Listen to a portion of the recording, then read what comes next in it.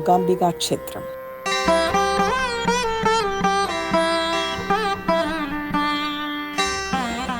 ഓം നമഃ ശിവായ. ശിവമാർഗം.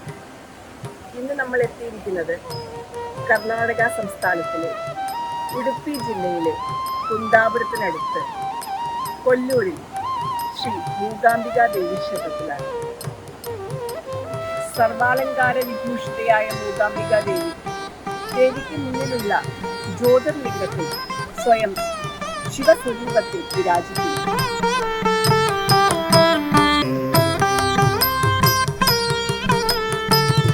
108 ശിവക്ഷേത്രങ്ങളിൽ ഉൾപ്പെട്ട കൊല്ലൂർ മൂകാംബിക ക്ഷേത്രത്തിൽ ശിവശക്തി ഐക്യരൂപത്തിലാണ് പ്രതിഷ്ഠ.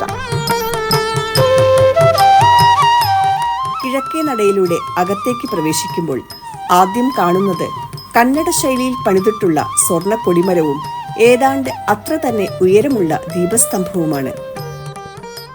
കരിങ്കല്ലിൽ തീർത്തതാണ് ഇവിടുത്തെ ശ്രീകോവിൽ. മുകളിലേക്ക് കെട്ടിപ്പൊക്കിയ ശ്രീകോവിലിന്റെ സ്വർണ്ണ താഴികക്കുടം ക്ഷേത്രത്തിന്റെ മുഖമുദ്രയാണ്.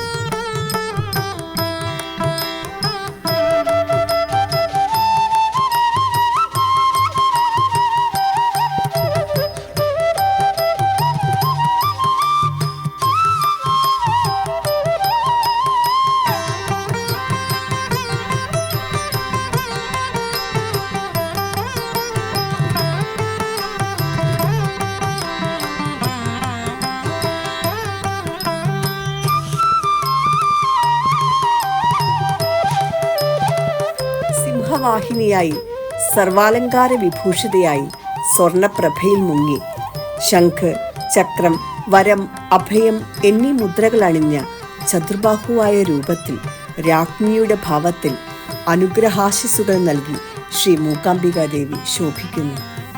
തേജോമയമായ ഈ ദേവി വിഗ്രഹം ശ്രീ ശങ്കരാചാര്യരാൽ പ്രതിഷ്ഠിക്കപ്പെട്ടതാണെന്ന് വിശ്വസിക്കപ്പെടുന്നു.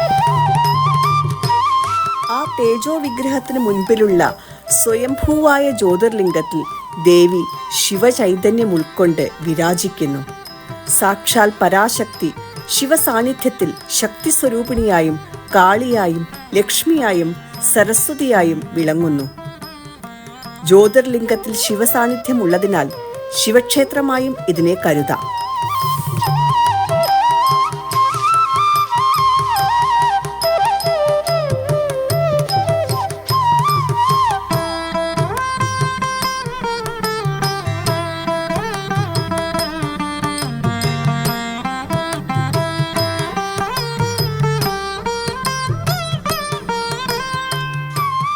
പൂജയും അർച്ചനയും അഭിഷേകങ്ങളുമെല്ലാം ഈ ജ്യോതിർലിംഗത്തിലാണ് ചെയ്യുന്നത്.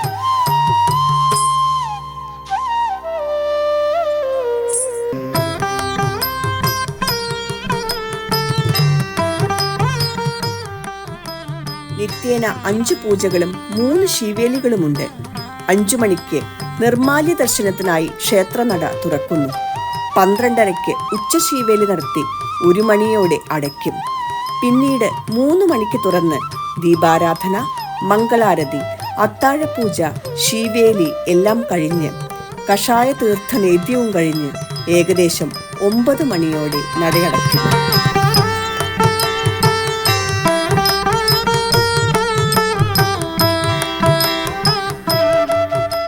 അകത്ത് ഗണപതി പ്രതിഷ്ഠയും ശങ്കരാചാര്യ പ്രതിഷ്ഠയുമുണ്ട്. ശങ്കരാചാര്യർ ദേവിയെ ധ്യാനിച്ച് സൗന്ദര്യലഹരി എന്ന പ്രസിദ്ധമായ സ്തോത്രം എഴുതിയത് ഇവിടെ വെച്ചാണെന്ന് പറയപ്പെടുന്നു.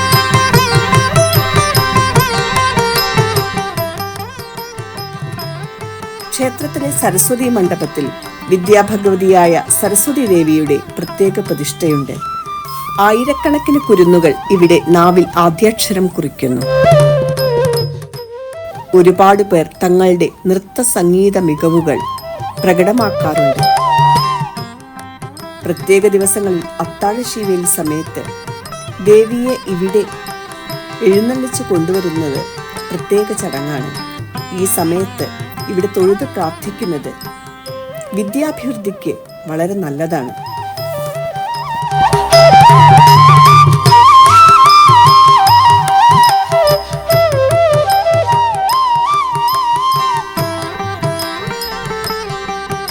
എല്ലാ ദിവസവും ഉച്ചയ്ക്കും രാത്രിയിലും ക്ഷേത്രത്തിൽ അന്നദാനമുണ്ട്. അടിക എന്ന പേരിൽ അറിയപ്പെടുന്ന ബ്രാഹ്മണ സമൂഹമാണ് ക്ഷേത്രം തന്ത്രി മേൽശാന്തി സ്ഥാനങ്ങൾ അലങ്കരിക്കുന്നത്.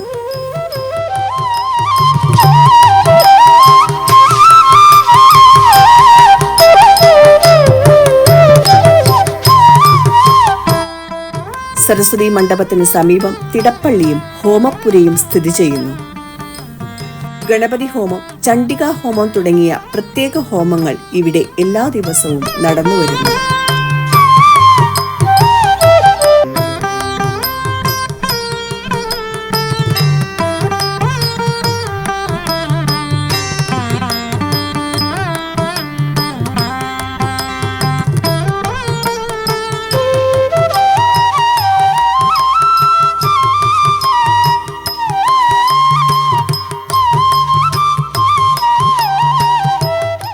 ഉപദേവന്മാർ: മൂകാംബിക ദേവിയുടെ സേനാനായകനായ വീരഭദ്രൻ, തുളസിത്തറയിൽ ശ്രീകൃഷ്ണൻ, സുബ്രഹ്മണ്യൻ, ഹനുമാൻ, നാഗദൈവങ്ങൾ, പ്രാണലിംഗേശ്വരൻ, പാർത്ഥേശ്വരൻ, നഞ്ചുണ്ടേശ്വരൻ, ചന്ദ്രമൗലീശ്വരൻ, ഇതെല്ലാം പരമേശ്വരനാണ്.